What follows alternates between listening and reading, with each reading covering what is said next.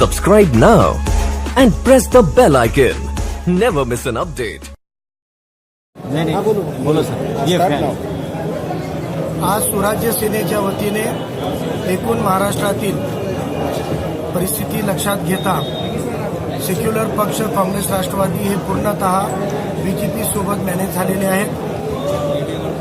यूपीमध्ये BJP सेनेची जागा कमी होणार आहे म्हणून अमित शहानं महाराष्ट्राचं पक्षच विकत घेतलं, काँग्रेस आणि राष्ट्रवादी. आणि हे गोष्ट ही बाब समोर आल्यानंतर त्यांचे उमेदवार बघता की सगळे ठिकाणी हरण्यासाठी ते लढाई लढत आहेत. अशा वेळेला महाराष्ट्रामध्ये वंचितांचा बहुजनांचा एक मोठं वादळ ॲडव्होकेट बाळासाहेब आंबेडकरांच्या माध्यमातून जे आज तिसरा पर्याय म्हणून समोर आलेला आहे, याला बळ देण्यासाठी आम्ही महाराष्ट्रातल्या जिथं जिथं आमच्या संघटनेचे कार्यकारिणी आहे, कार्यकर्ते मोठ्या संख्येने आहे, शेतकरी आणि युवकांमध्ये, बेरोजगार युवकांमध्ये आमचं जे काम आहे त्या ठिकाणी आम्ही उमेदवार डिक्लेअर केलेले आहेत. अकोला, सोलापूरला बाळासाहेबांचा पाठिंबा आम्ही केलेला आहे.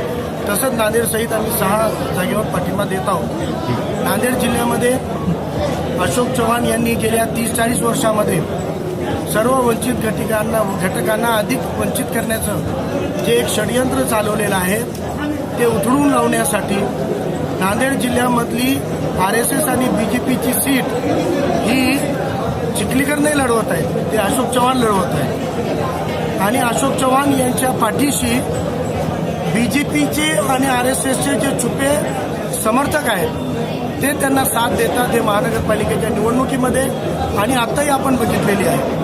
आताच्या 14 उमेदवारामध्ये महेश तळेगावकर नावाचे RSSचे संघाचे एकनिष्ठ आणि प्रचारक किंवा ते जबाबदार व्यक्ती असताना ते कसं काय निवडणुकीच्या रिंगणामध्ये आलेले आहे, तर ते BJPचे मतं कापण्यासाठी आले. म्हणजे इथली सीट ही वरच्या पातळीवरच अशोक चव्हाणांनी मॅनेज करून घेतली होती आणि त्याच्या मोबदल्यामध्ये काँग्रेसच्या 10-12 जागा त्यांनी BJPला मॅनेज केल्या. परंतु त्यांनी बाळासाहेब आंबेडकरांच्या वंचित आघाडीला कमी लेखलं होतं. दलित मुस्लिम मतांचं त्यांनी गृहीत धरून काम केलं होतं की आम्हाला भेटलेले आहेत. परंतु ज्या पद्धतीनं बाळासाहेबांच्या सोबत 99.99% आमचा दलित समाज हा पाठीशी एकनिष्ठ होऊन उभा राहिला. नांदेडमध्ये धनगर उमेदवार दिल्यामुळे धनगर समाज 100% या उमेदवाराच्या पाठीशी उभा राहिला.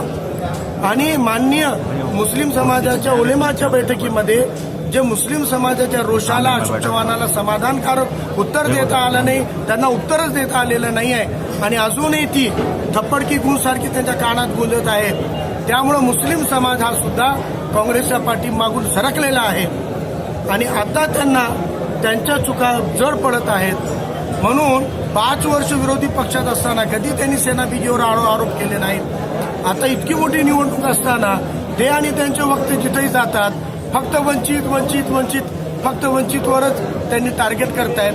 आणि सेना BJPवर आता तरी बोला की रे, 5 वर्ष ते सत्ताधारी होते, त्यांच्या विरोधात तोंड उघडा की, पण ते न उघडता ते फक्त वंचितच्या सभोवताली हे करतायत, टार्गेट करतायत. आमची इथं काही अशोक चव्हाण यांच्याशी खरं तर लढाई नाही आहे. काँग्रेसची सीट 3ऱ्या जागेवर येणार आहे आणि वंचित आघाडीची सीट सर्व वंचित एकजुटीनं येऊन निवडून आणणार आहे.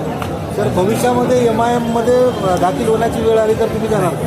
आम्ही स्वराज्य सेना एक सामाजिक संघटना आहे, जे राजकीय आंदोलन आहे, पक्ष नाही आहे. आमच्या संघटनेनं बाळासाहेबांच्या या 3ऱ्या पर्यायाला बळकट करण्यासाठी आम्ही या निवडणुकांमध्ये त्यांना समर्थन केलेलं आहे आणि पुढेही या विचाराला सोबत त्यांना घेऊन महाराष्ट्रामध्ये 3रा विकल्प देऊन आमची स्वतः संघटना असताना एक घटक म्हणून आम्ही वंचितचं राहू शकतो.